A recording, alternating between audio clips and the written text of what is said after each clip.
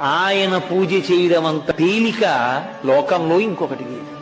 ఎందుచేత అంటే నాకిది కావాలి అని కూడా ఏదీ అడగనటువంటి వాడు. కాసిని నీళ్లు పోస్తే చాలు పరవశించిపోతాడు. అటువంటి శివుడు కనుక ఆయన శంభుని, అటువంటి పరమాత్మ, అటువంటి దయార్ద్ర హృదయుడవు, చేసిన దోషాలు జ్ఞాపకంలో ఉండవు నీకు అని దేవతలందరూ వెళ్ళి ఆయన్ని స్తోత్రం చేసి, మూడవ కన్నున్నవాడా, ఉన్నది నువ్వు ఒక్కడివి, మూడు లోకములకు, కానీ నువ్వు మూడు అంకె మీద తిరుగుతుంటావు. మూడు లోకములకు, మూడు లోకాలు, పైలోకాలు, మధ్యలోకం, కింద లోకాలుగా ఉండేవాడు ఆయనే. మూడు మూర్తులకును, బ్రహ్మ విష్ణు మహేశ్వరులుగా ఉండేవాడు ఆయనే. మూడు కాలములకు, భూత భవిష్యత్ వర్తమాన కాలములుగా ఉండేవాడు ఆయనే.